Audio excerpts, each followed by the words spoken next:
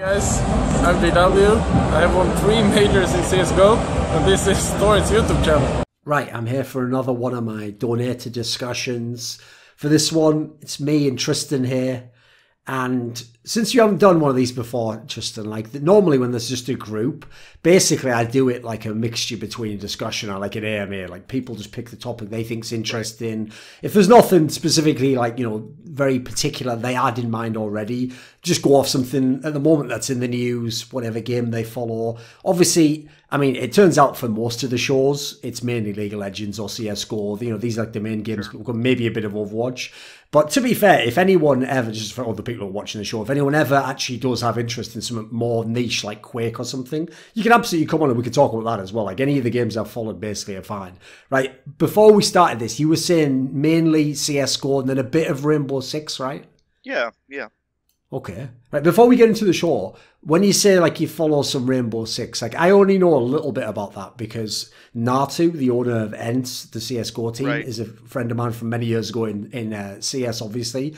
And I know his team in Rainbow Six is supposed to be like super duper good or something. I think they were in like the World Championship or something. So he's always like trying to give me updates about that. Is that scene, like, is the scene kind of comparable to like the CSGO scene? Do they have the same kind of like big tournaments and stuff?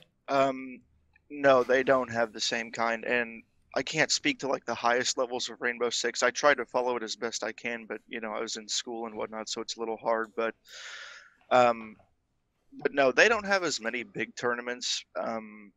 They primarily, most of their competition is the Pro League, which is obviously online for them. But you know, they do have LANs here and there. They have Pro League finals, and then they'll occasionally go to some of the Dream Hacks. Right. Sure. Or they have like last year they had like a Paris Major. But their big one is the Six Invitational, which is in the late winter, early spring. And that's sort of like their major if you wanted to compare it to CSGO, where they get teams from all the regions there, and they do a sort of big tournament with groups and the biggest prize pool and such like that. Okay. I'll avoid the obvious joke and be like, why only invite 6 teams? Even though obviously the name's based on Rainbow Six. Yes, obviously that's a joke, right? Yeah. That was just like some basic info that I was just wondering about. Yeah. What about this then? So if you're into CSGO big time, it's one of the best games to talk about because luckily there's so many storylines, so many teams, so many players. What I love about it as a game as well is because you have so many more data points with how many tournaments there are and how many different times we get to see these teams all play. I even feel like it becomes 10 times more interesting to do like hypotheticals, like what if this happened or what if that? For sure. Whereas like when I follow games like League of Legends, for example, or Overwatch, where they're just playing in one league and you're playing people, you know, like 4 times a year or something, those storylines get really like dry on the ground. Yeah. So do you have any CSGO topics you want to discuss? Have you got one that's burning? Really just, I've sort of been thinking about this for quite a while, just the whole Astralis situation with them. And I saw the reply that JW did to Astralis the other day. Yes. About that was genius. But just them not going to tournaments, I don't understand it. Why would they not, you know? Sure. Because, and this is what I've said, is like eventually if they're going to do this, if they're going to skip all these tournaments, like eventually we're just going to stop calling them the best team in the world. Oh, absolutely, yeah. Because, you know, they could be at IEM Sydney. We could have an Astralis Liquid final, but, you know, we've got Astralis or Liquid and Fnatic, I think. So or NRG. No, it's Fnatic. Yeah, Fnatic. That's what I thought. So, you know, that's kind of like, oh, Fnatic's in a final, but, you know,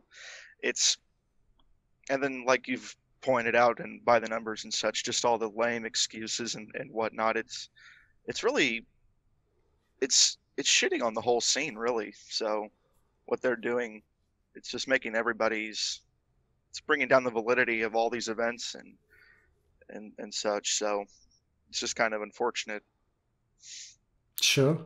I mean, yeah, the tough part for that whole situation for me is that, like, if you look at, in theory, some of the excuses they give, some of them are valid. Like, for example, yeah, I totally get it. If Device has all these, like, gastrointestinal problems and he tells them, you know, like, oh, if we have to pick, like, this is a hypothetical. Let's say he says, oh, if we're only going to do, you know, 2 out of the next 5 events, why don't we pick these 2? Because, you know, they're closer or they're shorter time. There's a logic to that. Okay, we could put that to one side. Sure. The other one that's obviously another one I have no problem with is, as a team, they already did occasionally skip events because they were one that, you know, wanted to, in theory, do 1 event a month. So you have proper time to be home, to practice. Like, these all, in isolation, that all sounds great. The problem I have is, like, either they're just the most unlucky guys ever, or their approach to skipping events is a bit too extreme, because obviously the current events we have now, there's just too many they're going to skip. Like, I get it if they want to skip, for example,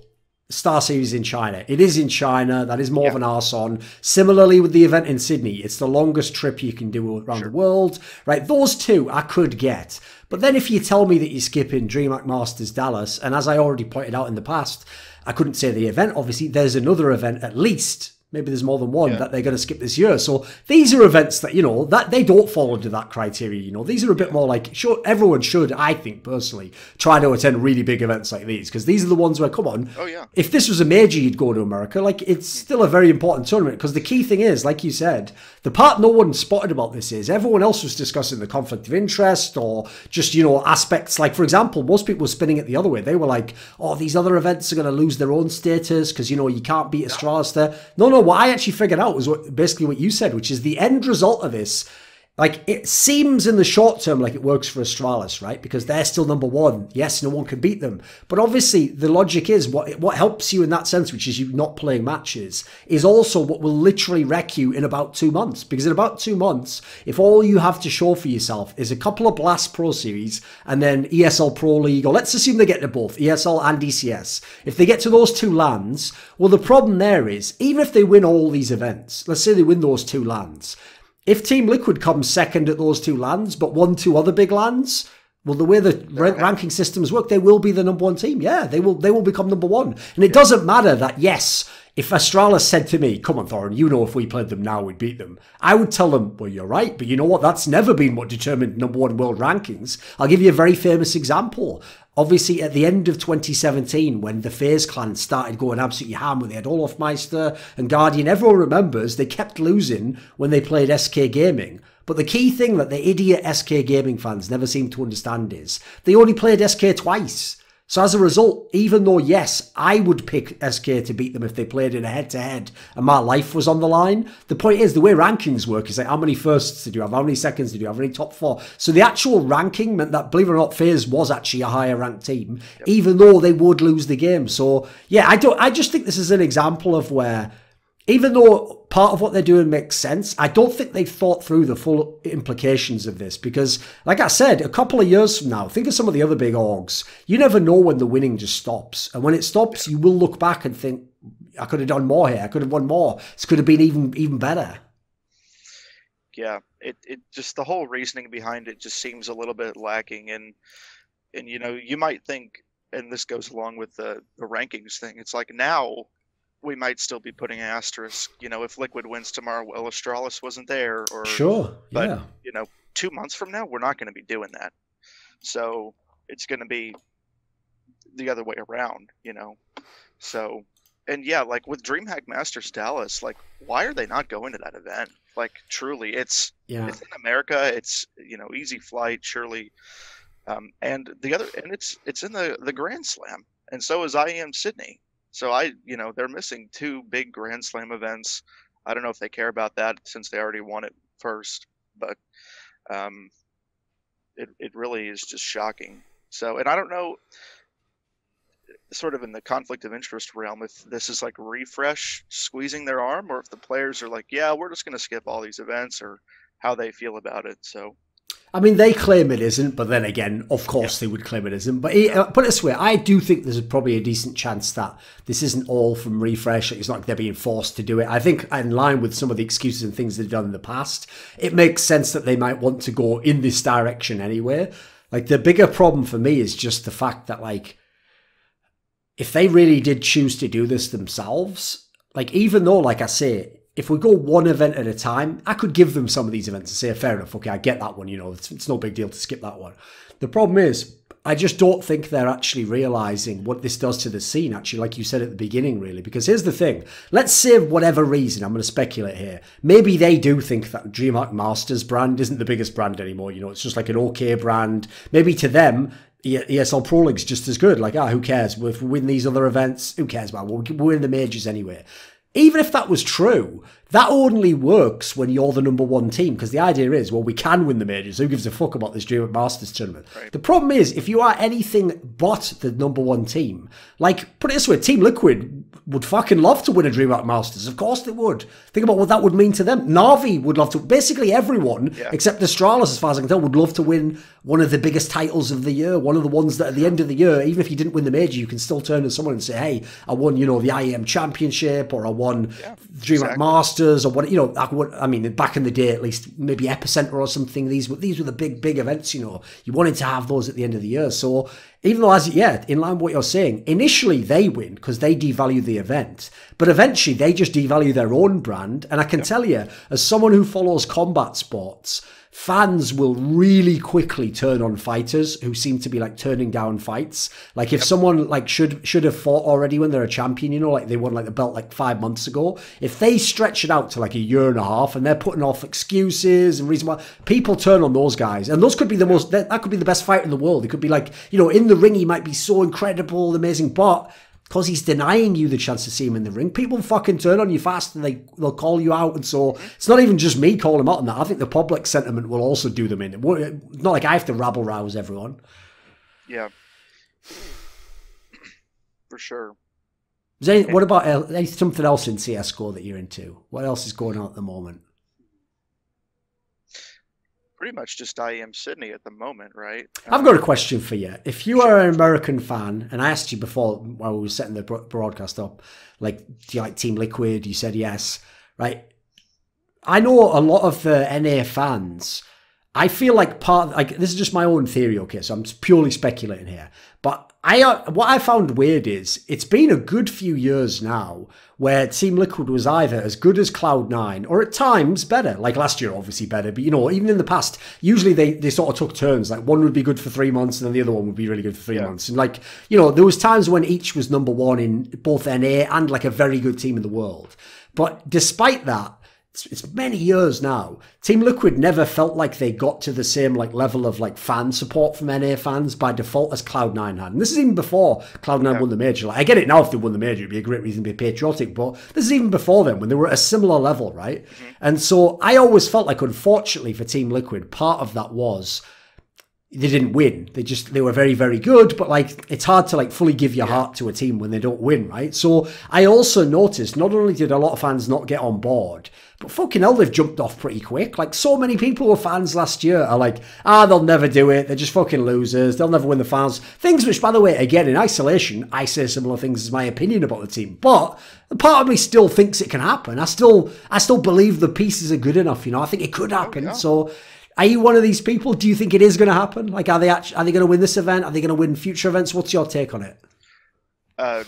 Team Liquid? I mean, yeah, they definitely will. I think if they don't win this IEM Sydney final here in a few hours, that's absolutely terrible for them. But they'll do it. I don't really know why they never quite had the fan support. I don't know if that's Cloud9 having just a bigger reach in terms of other games than Team Liquid or anything like that. And it might just be down to the core of players. Cloud9 always had that sort of like friendlier core with like Nothing and Shroud. That's true. And people like that. Team Liquid a bit more standoffish. It's true that they're not really a sort of not outgoing, basically. Yeah, people like. I can tell you, by the way, that's actually something I've just thought of as a good point I've never made about Team Liquid, which is another reason actually why they're probably not that popular. It's actually something someone once told me about LeBron James that I actually thought was a genius point, which is someone said, no matter what you criticize him for, so say you think he's a bad defender or bad free throw shooter, you know, you can make all these different points in basketball terms.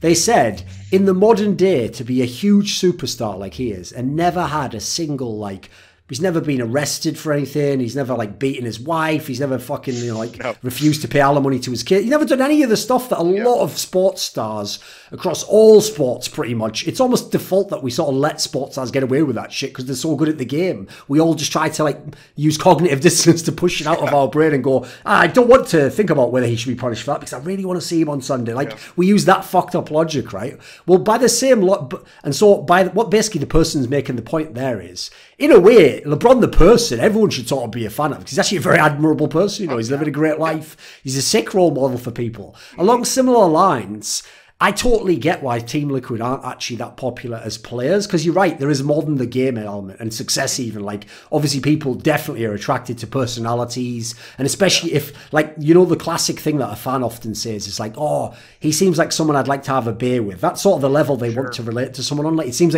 like obviously it looks like Stewie 2K would be awesome to play with, wouldn't it? It looks like he'd be so much fun. You'd be getting so hyped, nothing, of course, all these guys.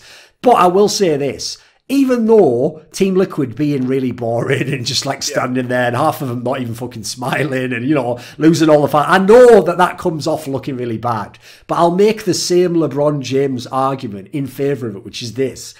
As much as that's not as in short term instantly attractive, I actually don't think it's a coincidence that this team is far and away the best NA CSGO team I've ever seen. In terms of like consistency, how many times they've beaten Europeans. Like, it used to be a big deal to beat Europeans in one best of three. These guys do it for fun every tournament. It's crazy. So what I will say is this, along similar lines to the LeBron James argument, these are the guys where they are that boring. Like, they are in bed. They're not the ones at the after party asking me if I know any chemicals that might be in the building, you know, at like 4 a.m. They're not those guys. They really are the guys who have the one beer and then go back to the room and watch fucking House of Cards and go to sleep. Like, as sad as it is, they actually are the true professional sportsmen you would want if you're an NA fan. So all I'm saying is, if you're an NA fan, just give them a chance. Also, just watch them in the game. To be fair, they're pretty sick. It's a pretty amazing team to watch play. Yeah, I mean, Twists. For me, Twist is one of the most entertaining players to watch in CS:GO. Period. I mean, that guy is pretty unreal.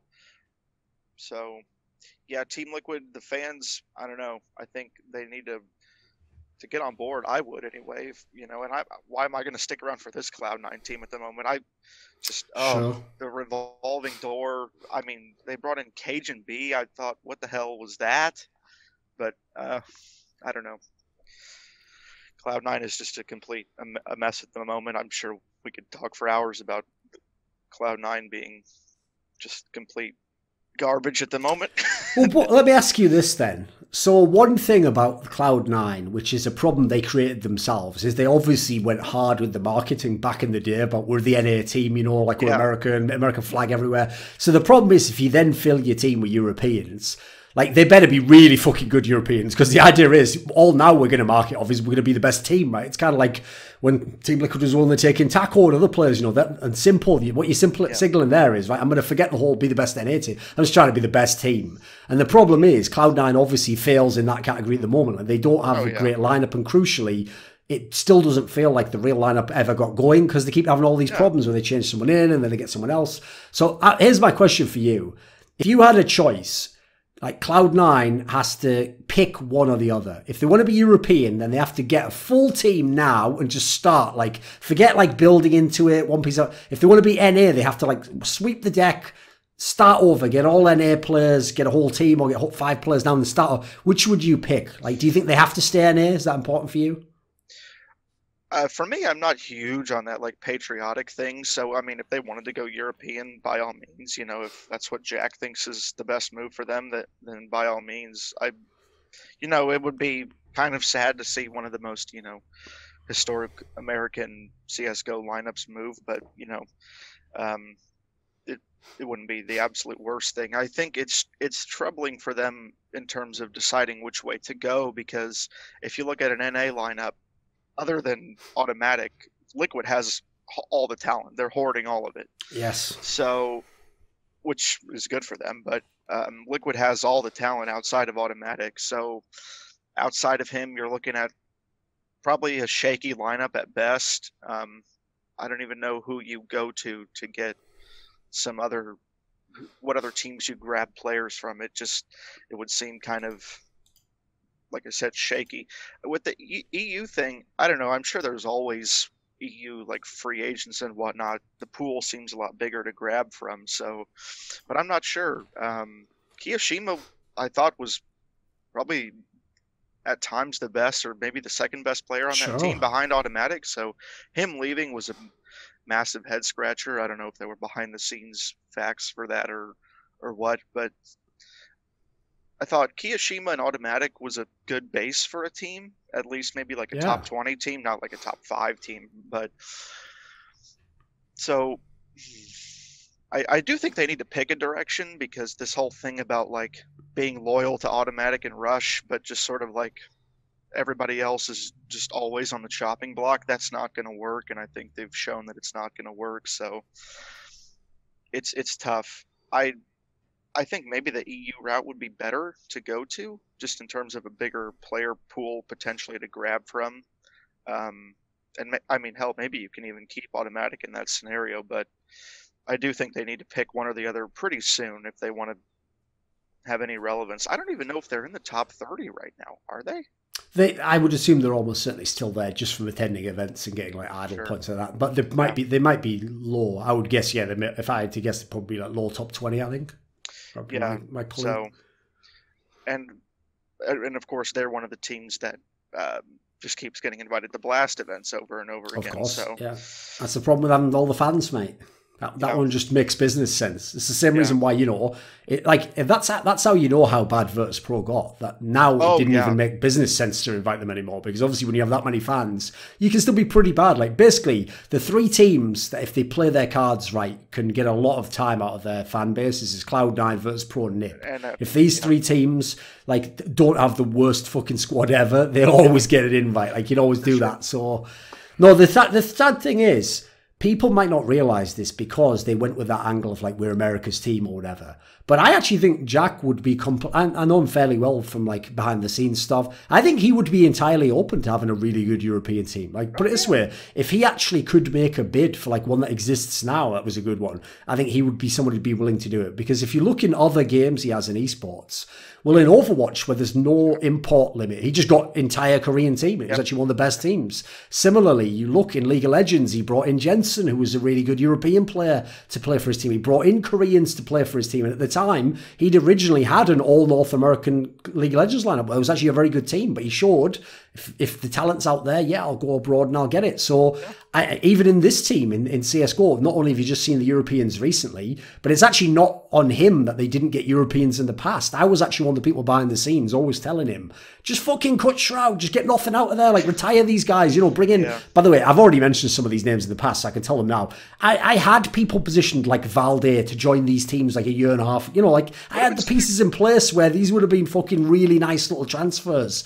And not only that, funnily enough, the kind of transfer he's been doing recently, where you get someone like Flusher or Cajun B, and the idea is they're willing to join your team to try and revitalize their career and go back to the top again. And you're able to get them on your team because they used to be a great player and they're not as good now. If they were as good now, they'd be in a better team, unfortunately. So it's more like the sort of gamble that makes sense. So I know that he's open to all these angles. That's why, actually, as weird as this sounds, at the moment, I have no clue how they fix this team. Like, I don't even know what sort of 3 steps you would take, because it feels like you need a big rehaul. Like, I don't think even one player changes it. So I will say, while I have no idea what the plan is, I don't even know if Jack has a plan. In some weird sense, I actually do have some sort of faith that they will get to a good lineup in, say, a year from now, because I've just generally noticed that it's more about, it's a bit like Counter-Strike, actually. Think about how weird a Counter-Strike round is.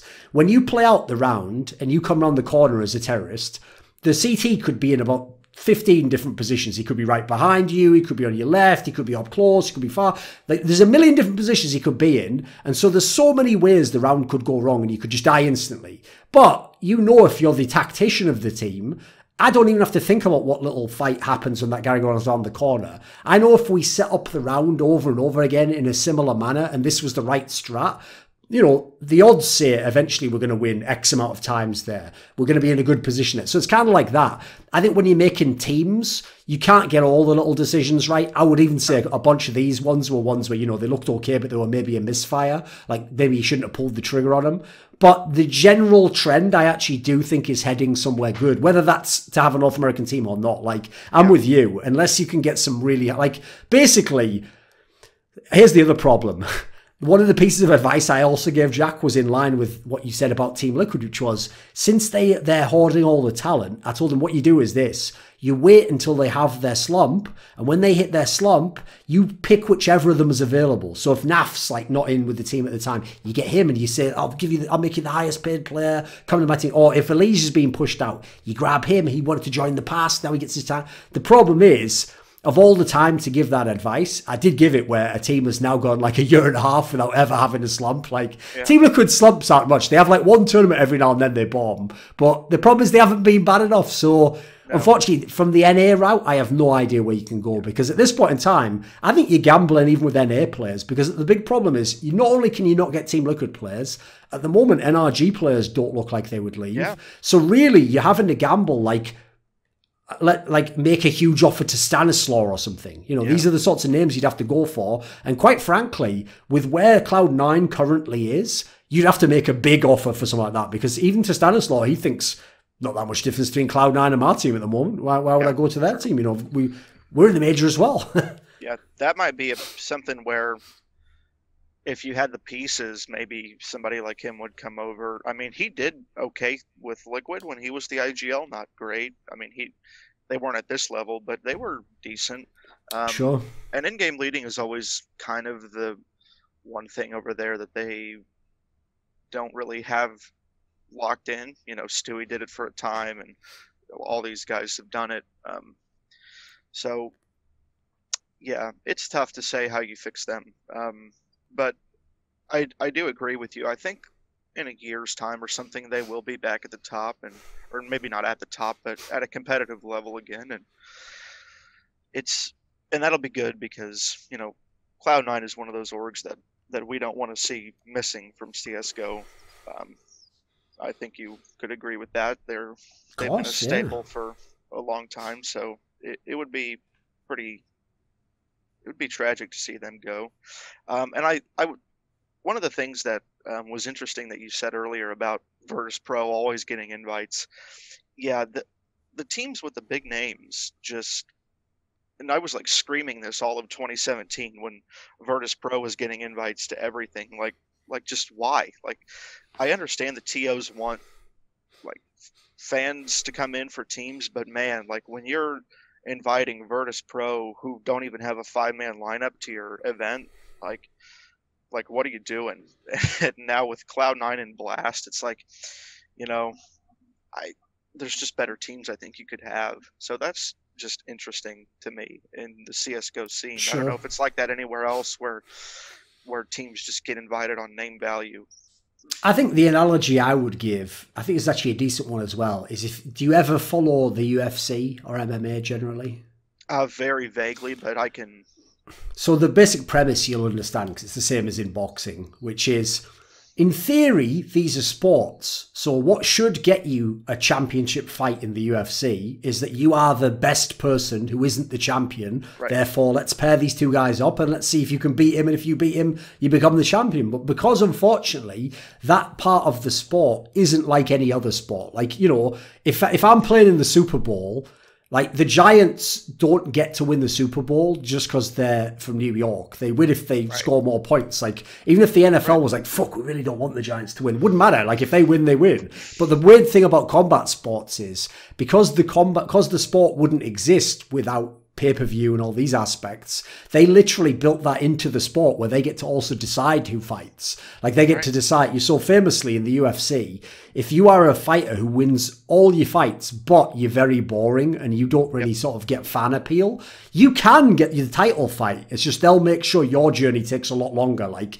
you know, the difference is the very exciting knockout artist, he might only have to knock out the right 2 people and boom, he's at the title fight because everyone wants to see him fight. But if you are the guy who's just just a wrestler who just sort of holds onto them. You're going to take 6 full fights of like decisions, and it's going to like, you're going to have to really, and probably if you're smart, you're going to have to start shit talking. You're going to have to do something to sort of like get the extra appeal. I would give that analogy like that, which is, unfortunately, when they put on a big stadium event, those stadium events, some of them lose money. Like, they're really hard to make money from. And so, unfortunately, you want to have them because they're like, that's what all the photos are from. That's what's the whole vision we're selling of esports is those big stadium events. It feels like a sport in that sense. And so, unfortunately, combined with that, it's also, believe it or not, to this day, very hit or miss as to whether you sell out your crowd or not. Like, sometimes I've heard of events, probably the best example ever was when they had DreamHack Masters in Las Vegas.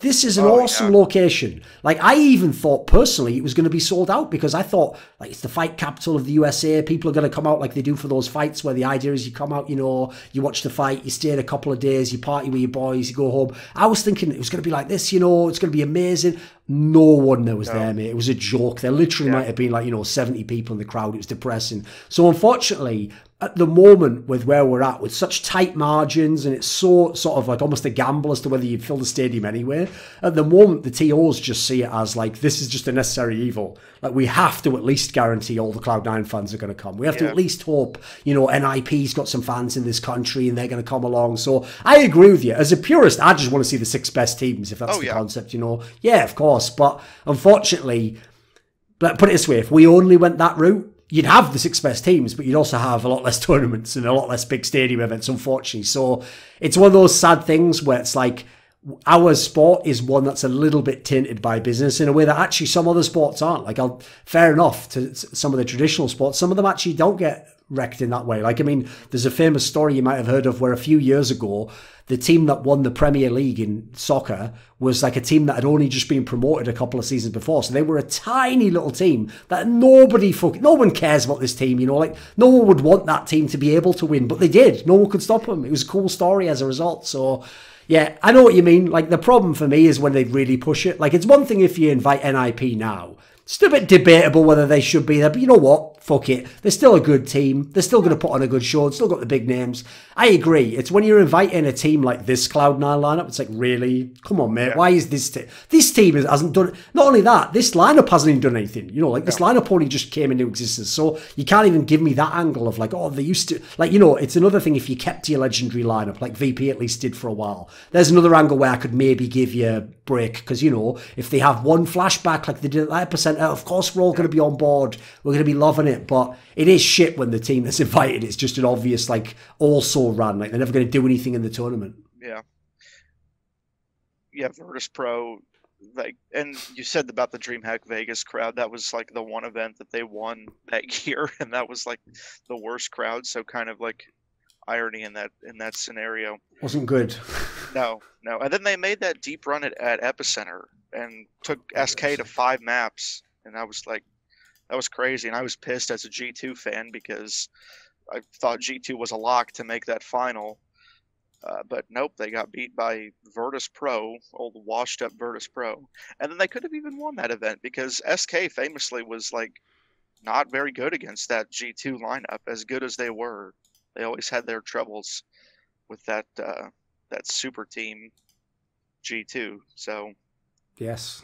Yeah, I think it was even Taco or somebody went on record saying that they like didn't want to play them. So it's just the one team that had their number for some reason. Bizarrely. No one knows why. It just these things happen, you know. And then that could have made the E-League Major interesting because if G2 had just beaten Cloud9, yes, they would have played SK in the semifinals, which would have been really interesting. But what about the French scene? What do you think's going on with them at the moment?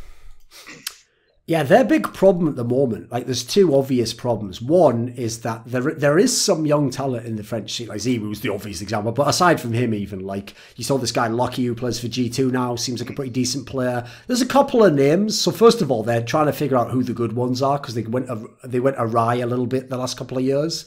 And then secondly, unfortunately, the whole problem with the French scene, it's actually one of the reasons why I've sort of specialised in it, because it's one of the only scenes you can't just watch the games and know why people people join teams and don't. It's all behind the scenes House of Cards shit. It's like, who is the guy who at the moment's the fucking, you know, princess, the prom of the princess that we all must ask the prom queen to, you know, it's like that. There's always one fucking person who like everyone wants to play with. Then there's like, you know, someone else who's like the challenger to that person, and he's trying to lure the other people to play with him. And then it's like, they always hate each other, and it's like some mad standoff, you know. So unfortunately, it's super complicated. So the basic version at the moment goes like this.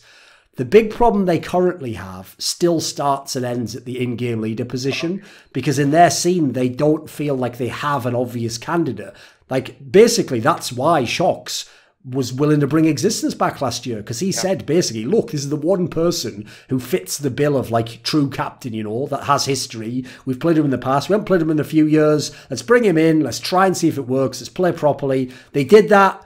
We can go into the whole reasons. There's a whole separate thing on that, but it didn't work out that well. It was a bit underwhelming. So the problem is, that then just left everyone with no answers. So NBK also agrees there's no in-game leaders. That's why he's willing to be an in-game leader. Shocks tried being in-game leader briefly. Now, apparently, I was told that they let Amanek, the new recruit, do it in their team. So basically, Amanek and NBK are the main in-game leaders. And then you have that third, not very good French team that was made with Major and Sixer and those guys that's probably never going to do anything. So the real problem for me is both these teams, G2 and Vitality, they're not terrible. Like, they're not as bad as the teams last year were in French scene.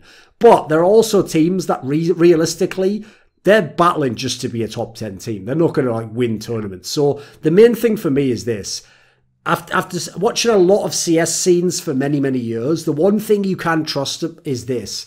Even if someone doesn't want to play with another player, even if he says he doesn't want to play, even if he really believes he doesn't want to play with that player, if he loses repeatedly and all other options are removed, eventually everyone in the scene pretty much will play with everyone else. That's why KNG was going to be recruited to MIBR. That's why Shocks even played with Existence again. That's why Shocks and NBK have played with each other after times when they had fallings out. That's why probably the ultimate example ever, and this is another French example, was earlier in last year when NBK was setting up the Vitality project. They hadn't even officially been announced. He even did an interview where he said either he wanted to be the in-game leader or even he thought Existence was the better in-game leader in the scene. Like, he was hinting that if he had to, he'd join the team. So basically, you just need to let that happen. Like, when they have, 8 more months where they don't win a massive tournament, where, you know, they have one nice result and then one bad result, and then they have a map that looks good, but then they lose that map to the best. You know, when all the things that happen, if they're not good enough, take place, I think what will happen is they will do another French shuffle, and this time it will finally be the right one. Like, it will be the one where it is, you know, Shocks and MBK reunited, and maybe Ziwoo's with them this time, and I don't know, Apex, or, you know, you can pick the 5 names. There's a lot of different ways you can go on it, but they will do what the French scene does, which is eventually, even though they might take a long time to get there, it's like there's a famous quote about America like that, where they say, like, America always does the right thing, just does it at the very end. Like, the joke is, you know, you try everything else, and at the end it's like, well, now we just have to do it the right way. So I think the same thing about the French scene, because if you ever talk to them and you try and ask the real reasons why they do stuff, it's worse than Days of Their Lives, mate. Like, the level of drama is so pathetic, it's unreal. Like, even though it's interesting because you want to know the info, you almost feel dumber for finding out some of the, like, petty disputes and, you know, the reason why this guy won't play with this guy. It's like, it's not a cool, like, if I was doing a movie version, I'd have to use a lot of creative license, artistic license to make it way better, you know. Like, I'd have to make it like, you know, someone slept with his girlfriend or something. It's not even on that level, sadly. It's not even that exciting, believe it or not. Yeah.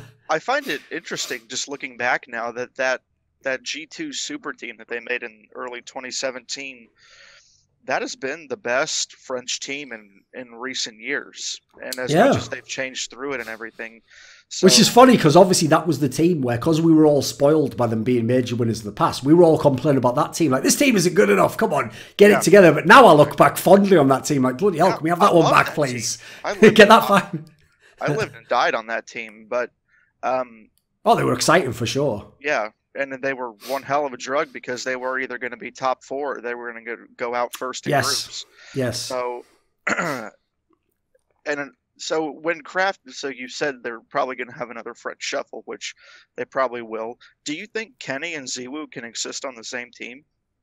I do actually, and the main reason why is like, first of all, Ziwu's one of those players where like he's not just an AWPer, like his rifle's very good as well, so he wouldn't have to AWP all the time. Secondly, if you look at most teams like to run double AWPs if they can, so I even think it'd be like the strongest double AWP in the game in that sense. The main thing here is, the reason why maybe someone wouldn't put Kenny with Ziwu is because, as people probably have guessed, Kenny has had motivation issues, as he often has the last few years, and his play went down. But I will say, the other people in the French scene know that. So I also think they think like I do, which is like, if you had the right lineup and circumstances were correct, he'd get his arse in gear and it'd be good. So I would, obviously, there's the real dream, right? It's like, Shox and Kenny S didn't work out quite well enough. Let's just do all three, shall we? Just get all three in the team. What would you want to see that team? Would that be your team you'd make?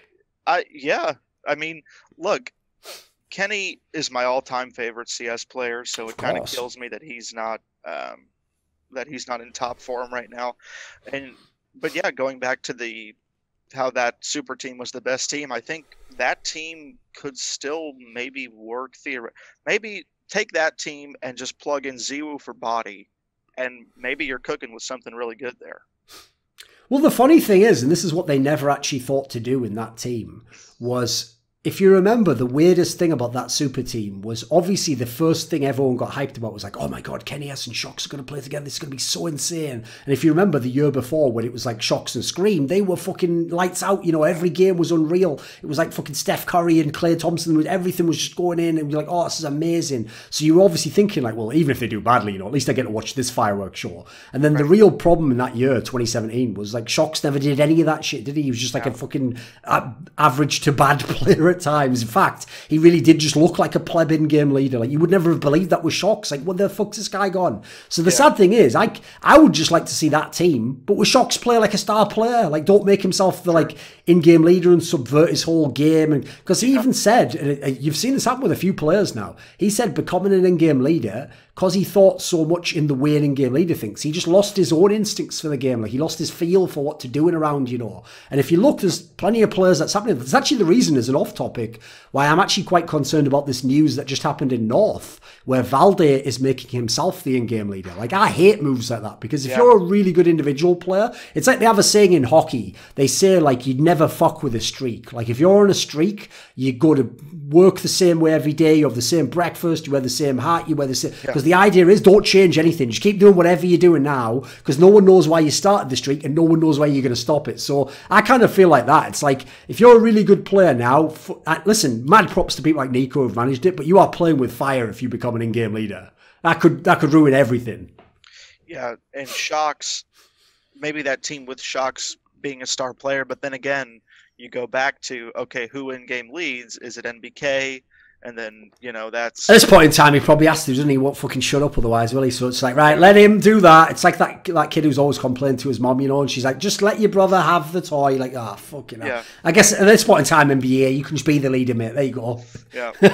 What do you think about Apex? Because I always thought it was interesting with that G2 lineup that, you know, you had Kenny and Shox who were going off at maybe different times to different levels, but it always seemed like when Apex was really on, that team didn't lose for some reason. Like, he sort of felt oddly like a catalyst to them having a lot of success and winning tournaments, like that Malmo tournament that they won. Sure. So do you think Apex is like maybe underrated in that sense, or? Well, there's like a term that they have in European sports, which is good for this, where they call someone like a talismanic figure. Because the idea is, you know, sometimes it's a player where it's just some old veteran player, and you look in the game and you go, he doesn't actually do that much, does he? But you never know, you know, what like atmosphere is like when you play with that player, or maybe he's really awesome at giving pep talks or something, you know, whoever it might be. There's players where they do just have an aura around them, you know, and what happens in the game. So I would say, in a way, Apex is a bit like that, because I would agree, it doesn't even have to just be these teams. Go back to when he was in Envious, all these teams. If he ever goes off, you basically win the game. Like, I actually once went back in history and counted how many times did they ever lose a series where he was doing like 25 kills a game. And it's like he did one at the very beginning of CSGO when he was on some terrible lineup like no one would even know. And he'd done it, I think, one time with Envious ever. Otherwise, if he dropped like, you know, 50 frags over 2 maps, you just won every single time. It didn't matter. It literally didn't even matter if you were playing like Fnatic. It didn't matter. They could be the best team in the world and you still win. Now, to be fair, when you play, like, he has played like a hard entry style for a few years now. obviously if that guy dominates the game, your T side's going to be broken wide open and insane. Yeah. So it will generally happen, but I agree. I think with him it's like more pronounced than any other team. There's a lot of teams with good entry fraggers, but there's a lot that you don't see that happening. Like the only person I would say at the moment is comparable, aside from like, you know, when Simple just kills everyone on Na'Vi, which shouldn't really count as entry fragging, I would say is actually dupreeh on Astralis. Like, even though, like, for example, when I just did my recent top 10 players of last year, a lot of people were surprised that I actually had dupreeh as better than Magus, because on paper, Magus has some numbers that sometimes look insane. Like, oh my God, is he like the second best player? But for me, the reason I picked dupreeh as like the better player is similar factor. Like, when dupreeh is on his game as a terrorist entry player, they basically just win, mate. It's almost impossible for them to lose. Like, that's why they're just crushing teams, you know, 16-8 or something, because they're just not having a hard time. They're not getting into that round where, like, it's one of the reasons why I actually, in a weird way, think, even though, fair enough, if you are the best team ever, get all the credit you can still overrate the best team ever. Like, I think even Glaive gets a bit overrated, because it's like, people talk like just thinking up the strategies, what makes it work. It's like, other players have to do something to make that work as well. Like, you need great pieces to make the best strategies work. In fact, there's some teams where they might have all the great strategical thinking, but maybe they don't have any of the tools to make it work. Maybe they only have a hammer, as it were, and they need, you know, like fucking ballpoint, I don't know, fucking any. Like North with MSL, you know, he great mind, but didn't always have the right tools. Yes. So, and I like what you said about dupreeh, because I think dupreeh was really overshadowed last year by Magisk, and Magisk is a great player by all means, but I think dupreeh got kind of hard done sometimes, even when he was like popping off and doing really amazing. So, because I think dupreeh is one of the most dynamic players. He can kind of do everything. Oh, he's very well rounded, yeah. Yeah, I mean, there was even a time in late 2017 when Device was sick, and dupreeh was just killing everybody with the op, and that was a really impressive, that period for me really sold dupreeh as like one of the best talents there is. Absolutely, because what that reminds you there is, like, obviously he wouldn't want to do that role his whole career, you know, it's like the one that he was just stepping into, but that's exactly the point. Is it's like he just showed like what an insanely well-rounded player he was, and the fact that he kept his level high on shit that he wasn't even doing in his main role. That's amazing. For people who don't know, there are very few players could do that in this game. Like, there are, I'll give you a great example. Let's take another Danish player. So if you want to talk about raw talent, I think Config, I'm not even joking, he might be the most talented Danish player. Like, this guy's actual aiming ability is unbelievable. But if you saw him when he played in North under MSL, and then when he went to Optic, it was like night and day. Like, this guy literally became, like, no joke, like 60% of the player. Now, listen, some of that could be factors, you know, motivation, maybe he just hit a slump in individual. That accounts for some of it. But when it's that pronounced and that sort of, like, instantaneous, like, that to me shows how there's a lot of players who, even if they're the star player, they need a lot of comfort. Like, they need to know exactly where they're going and have the right backup and have exactly the right type of player even with them, or they need things to be kept. Some people, one of the things, actually, this is an example that has kept someone like Scream out of a lot of teams. Sometimes there's the perception that they have to keep things very simple. You can't ask them to do something really complicated, or you can't change it in the middle of what you're saying because they won't follow. So this is the reason why it will always be tricky to just watch the game and see, because, I mean, obviously you'll see someone shoot people in the head and you think, what a great player. But sometimes they lack, like, the other aspects you need to be a good team player in a game like this, where it's a team game. Yeah. So I have a question for you, and I had this on the Patreon, but this would be a good way to discuss it. There have been 4 teams, right, throughout CSGO history that you could probably say have had eras, right? So you have NIP, Fnatic, and then LG/SK, and then Astralis. Yes. But for me, it's weird when you start talking about SK, because they obviously had 2016 where they won 2 majors, but I think less tournaments overall. But in 2017, they won no majors, right? But they won quite a few trophies that year. So how do you define that SK era? Do you have it as 2 years long with both lineups? Because they obviously had FNX and then Phelps. Do you have So do you separate those? How do you really define the SK era in terms of a timeline? Yeah, I basically split them. So what I do is I call the SK era the 2016 lineup when they were in their prime, and you know, like one of the things one of the things that I think confuses people about the 2016 era is this, which is that they only look like you were pointing out there, the tournaments they won. So you're right, I think they only won something like 4 tournaments that year. They didn't win many, but 2 were majors, to be fair. They were the only 2 majors of the year. But think about it this way.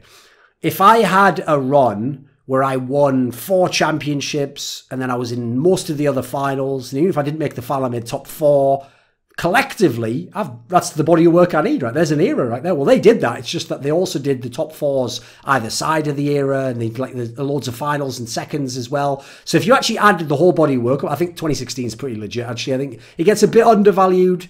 And I know why, because they didn't have, you know, the 12 tournaments that Fnatic won or whatever, or the 20 that Nip won. You know, like those numbers definitely leap off the page way more. 2017, I think personally just shouldn't be called an era, because it's basically like they had 2 little runs there, didn't they? They had the 5 out of 6, and then they had the 3 out of 4 towards the end.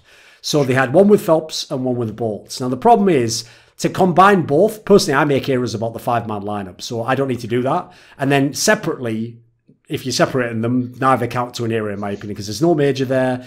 You know, winning 3 out of 4, one of them was Blast Pro Series, winning the 5 out of 6, a couple of those were smaller tournaments. It's like when you really put it under the microscope, the 2017 one kind of evaporates. Whereas actually the 2016 one, I actually think it gets stronger. Like you can make a better case than you would have otherwise. So I don't have a problem with them having an era that year. It's just that for me, the one area I will say about eras that no one's really putting enough work on is how you define when they begin, because that's one of the toughest parts for me, because I actually came up with a different definition that I've been trying to apply, and no one else has picked up on it so far. So the problem most people have right now is, in theory, you should only count it as the era once you've finished it, because you have to sort of have proved, yeah, I did win enough tournaments. They did do that, right? Right. So if you do that, how do you say when it started? Was it when they won the first tournament?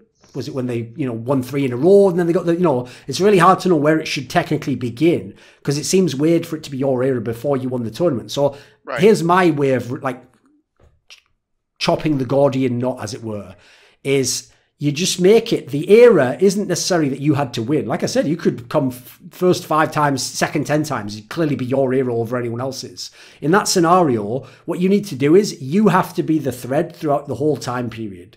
So if, say, the first 2 tournaments you lost but you came second, and then that's who you beat in the next tournaments, and then you won all the next 4, you're still the main storyline from all the tournaments. Like, you losing that one was a bigger storyline than the other person winning it in history. So that's like a weird constraint, but I'm trying to work with that, because at the moment, this is one of the areas that, believe it or not, is quite fun for me, is that all these topics haven't in any way ever been nailed down. There's no rules from anywhere. There's no thing on that. In fact, even in traditional sports, I've heard people use terms in totally different ways. Like, for example, some people think to have a dynasty, it should be all in a row. You should win 3 titles in a row like the Lakers did. Other people called the Spurs a dynasty in basketball, and they never won 2 in a row. So, you know, it's like there's a lot. You can play very fast and loose with some of this. But I think for yourself, you should determine it. You should decide what your criteria is going to be. Yeah. Yeah, and it maybe helps with LG, because you can maybe say it started with the Columbus major win. But then again, they were pretty good before that, didn't they? Yeah, they were still second in top 4 and stuff. Yeah, they were second at Katowice just before that. They had a few finals, Yeah, and then Astralis, I think it's really easy to say, because they were just amazing right out of the gate. Pretty much. Yeah, the only time they didn't come top 4 was the very first event they were at, and they still even made the playoffs there. So, but defining eras is definitely harder at the start than the end. So, funny thing is, that's a great example for me of where you can tell who actually likes esports games as sort of esports, as opposed to just a game they happen to play and just follow sometimes. It's because, you know, there's a kind of fan out there who gets annoyed by questions like that. They're like, oh, who cares who the best was? Or do we really have to compare people? It's like, I get what they're saying. If they want to just enjoy everyone, go ahead. Like, I'm not stopping them. But for me, those are the most fun conversations. Like, I love having mad debates like that. Like, for example, one of the things I actually really enjoyed at the end of last year was when everyone was making their top 10 players of 2018 list, I wasn't that interested to know, you know, why would Simple be number one? Because I knew everyone would have him number one. I wanted to see this discussion that broke down, which a lot of people got involved with, of should it be Nico or Device for second place? And I saw some great content from a few different people that were on those lines where, you know, even though, like, for example, I wouldn't agree with the person who went with Device in that case because I ended up picking Nico, there was people who made really great arguments on the other side. Like, they made great reasons for Device to be and angles on it. And that is one thing, sadly, that we kind of lack a little bit in the scene. You get people who make content, like I do my video or someone does his article, but aside from occasional talk shows, which aren't that easy to set up, there's not really that much like crossover. There's not really that much like interaction between the ideas. That's the only one thing I feel like we lack a little bit. I wish there was more shows where it's like people could really debate the topic. Because if someone's like very polite, I'm never going to be rude to someone in that sense. You know, I don't mind having people disagree. Yeah, it's fine. For sure.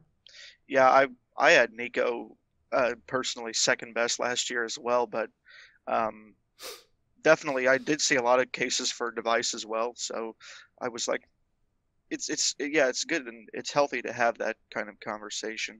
I guess sticking with Nico here, Nico, how long can he keep doing this with FaZe? Like this. Right, let's do this. We'll make this the last topic, right? But we'll go in depth on it. We're going to like properly explore this one, see how far we can go. So in terms of like him being the in-game leader, right? Just to set it up so people know the details here. So the logic was last year, when it got to the Face-It Major, so that was around September, I think, they were doing really badly. The team lost the first 2 games in the Swiss system, so they were 1 game from elimination. This is when it was best of 1 back then. There was no like best of 3 deciders or whatever. Or maybe there was at that point in time. Actually, I think that might have been the one where it kicked in. It was only in round 5, though. Yes, there you go. And at that point in time, Nico basically said to Carrigan, like, I'm going to take over as the in-game leader now. And like, just for this tournament though, like we'll test it out because we're going so badly. So actually, in the context that he set it up there, not unreasonable. Things are going that badly. Let's try the last thing we haven't tried, basically. Nico did it. They got to the playoffs. Yeah, they lost to Astralis, but to be fair, they played Astralis in the first round. No one knows what they would have done. They maybe could have done, but I don't think they would have won the major. But, you know, maybe they could have come top 4 mid the final. Who knows if with a different bracket. So after that, the part people forget is actually initially Nico kept to his word. He let Carrigan be the in-game leader again. But the problem is the very next event was ESL New York, and FaZe went out in the group stage here. They actually got beaten by G2 in a best of 3, and I think NRG was the other team that beat them. So when they got knocked out in such disappointing fashion, Nico basically just said, right, I'm permanently in-game leader now. And at the time, they still let Carrigan stick around for a few more months and try a few more tournaments. And basically, now they're trying to claim the other way. They now say, and have many times said it, which is how you know someone's trying to put a message out in public. They keep mentioning it in every interview. They now keep saying, oh, Nico doesn't really want to be the in-game leader. He just has to be because we don't have anyone else. And, you know, obviously, yeah, we need a really good in-game leader, but there just aren't many of them in the scene at the moment. So if you read between the lines there, what they're basically telling you is, if they can get a good in-game leader, they will. But until then, they won't. Like, they kind of actually be very black and white on that one. So this is the one you could have a lot of discussion over. So, like, what do you actually think of this overall? Because I will say, I know there's a lot of community backlash against this move, but can you fuck with it? Is it an okay move for you? Is Nico a good in-game leader? What's your take? Nico, it's tough because it doesn't seem like it's really affected his game all that much. Like, he's still insane, but I think eventually it probably will. And ultimately, they're probably better off with somebody who knows that role better. And it is tough because, I mean, Carrigan is, I think, one of the best in-game leaders. And maybe, and I'm not saying FaZe should have kept him in favor of Nico or anything like that, but it's a tough situation. It is, because do you stick with Nico, or do you, like, who would they really bring in though in reality? Like, because that's the problem. It's not a very long list, is it? Yeah. Like, I think Nico could keep doing it, but eventually I think there's a timer on it, basically. So Nico can keep doing it and be at a high level, but eventually he might just turn into Shocks, and like, he's just trying to in-game lead, but he's going to lose his flair in the server, you know?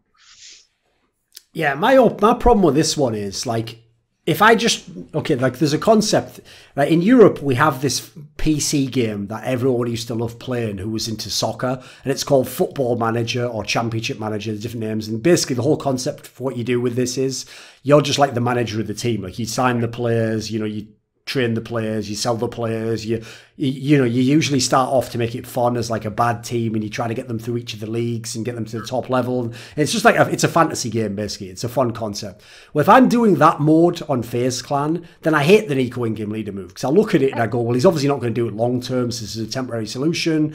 It's a temporary solution with a team I'm paying a lot of money for, and I'd rather they won right now than did, you know, experimental stuff. Sure. But at the same time, I've got to keep Nico. I can't let him go because I've basically gambled a lot of the team on him, and he is clearly like a fucking amazingly good player. Right. So at the moment, I have to just accept it even though I don't like it. The problem I have is this. On an individual basis, I actually get where Nico's coming from, where Carrigan wasn't working out. I think that's fair enough to look at. I think Carrigan himself even lost confidence. So you had to remove him. There aren't really many players you can bring in, especially not that are going to be much of an upgrade. Like, that's why I say at the moment, they're really hoping something weird happens, like Fallen becomes available, or I mean, you're looking at or some flasher or someone wants to join. Like, it's going to have to be something along those lines, because who else would they respect to come in and be the in-game leader? So the big problem I have is this: individually, not just as a player, even with his attempt to be an in-game leader, I actually admire quite a lot that Nico tried to do it. I think he's kind of a baller that even thinks it's possible, and I also love the idea that if he really thought the team had no chance to win, and this is the only way they can win, that he's willing to take that burden on. There's a lot of players I know wouldn't do that. A lot of them would pussy out and be like, oh, I'm not going to look bad. Like, you know, what I'll do is I'll just frag out. I'll let this guy who's not doing his job very well, flame out of the team, and then I'll get going again in 3 months. You know, some people have a very cynical view on it like that. But at the same time, he's not a great in-game leader. But I think he's a decent one, actually. Like, the more I watch him, I think he's all right. My biggest problem in that team is I think the Nico in-game leader aspect is actually currently masking other problems they have. Like, for example, Olaf Meister looks mad washed up. He looks like he isn't coming back to that form we used to see him in. You look elsewhere in the team.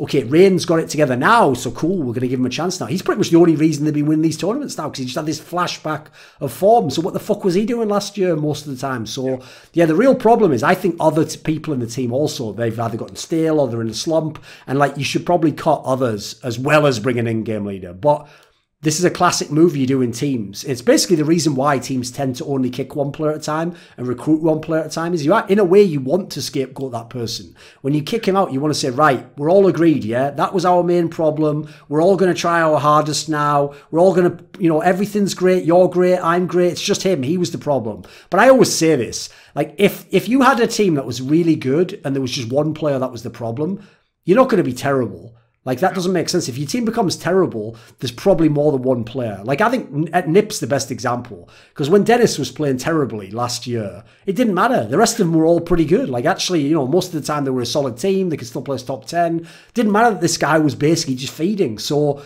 like, I think what you'll find is no one will know it until they get the in-game leader thing sorted. But I think just eventually it's time to, like, pick half of FaZe, go forwards with that, and the other half has to go wherever you want. Retirement home, worst team, retire. Who knows? I don't know. Well, Guardian said this will be his last team, right? Exactly. So there's another thing that could well be happening, by the way, is when you play in a team, this tends to happen in teams like Virtus Pro, Nip, where they had like legendary results. You don't want to actively kick the guy. Like, if you know this guy might retire in 3 months if you have a bad tournament, why not just wait 3 months? That's what people think. Because that way, if he says himself, I want to retire, well, there's no bad feelings there. Now we can all, in a really amicable manner, shake hands, let's see him go. We can all claim, that, oh, we wish you could have played longer, even if you just lied through your teeth. Like, of course you fucking don't.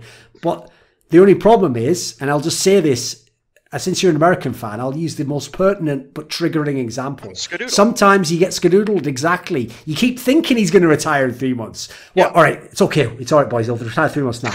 And he just won't retire. So at that point in time, someone has got to come in with a really big smile and a lovely gold watch and get that guy out of there. Yeah. And Jack never did it. Hopefully someone on FaZe can do it, especially to Olaf. I think Guardian maybe has some time left. He's still a good player. Right, for sure. But Olaf, man, as much of a legend as he is in this game, he's definitely over the hill, I think, as a player. And I think what you said is true about just like sort of picking half of FaZe and going with it, along with bringing in an in-game leader. Because, you know, what is this, a Dren thing? Like, is this long-term? Is he Yeah, still... I'm not a fan of that really, personally. Yeah, it just seems like he's sort of always on a short leash. Like, he could go at any moment, but then again, is he really? Because FaZe, we can't really seem to nail them down to anything at the moment. I think they have the pieces, but it's going to take probably a real in-game leader. And then when you free up Nico again, like completely, like he was at a time under Kerrigan, you know, forget about it. Maybe they Oh, can. of course. Yeah, they have the pieces for sure. Mm-hmm. Definitely. Yeah, that's the reason why, even though a lot of the discussions circle around the same topics, because we haven't had any like change really in the team aside from the Adren one. Right. That's the real reason why everyone should be obsessed.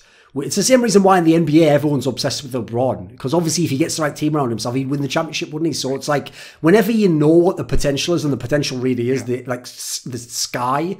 Of course, I would love to see that team. Like, I always personally feel like when we look back now, that's going to be the what if. The real what if in history is going to be, what if Olofmeister had never had to leave the FaZe Clan team last year? Like, would they have been an awesome matchup against Astralis? Would they have been one of the teams that could have beaten them a couple more times, that therefore would have been more competitive? I mean, one that people forget about is half the problem Team Liquid had wasn't just losing to Astralis, is that no one else could fucking beat Astralis either. Like, if there's a FaZe Clan, if FaZe Clan beats Astralis, well, I know Team Liquid could beat FaZe Clan, so that would have been the path to the trophy. So it's just one of those ones where it's a what if, but like, of course it's a what if. It's a great one. Who the fuck doesn't want to discuss that? It's similar to Navi. Like, what if Simple wasn't playing with Edward and Zeus? You know, like, of course, yeah. Yeah, they might very well be the team that has an era right now. Sure. So. This video was kindly supported by Wendelful, Butt Pounder 420, Dean Tanglis, Andreas Snazore Westerlund, JDubs, Chi Mao, Daniel Olivar, OllieJ, Tobias Bernasconi, NateDOhDoubleG, Alexander Rao, and a special thanks go out to Jerky's Minion, weixz, don't know how to say that, it's like a Chinese name, and Max Laine. Do you want to suggest a topic or a guest for some of my upcoming content? It's going to be a big feature in the next few months for me. Well, my Patreon, that's a feature. Do you want to ask me a question in my monthly AMA? Would you like teasers for my upcoming content? Find out who the next guests are. Maybe you want to take part in that monthly donator discussion with me. Well, if you want any of the above perks, put your money where your mouth is. Support me via the Patreon link below and join the Scrilluminati today.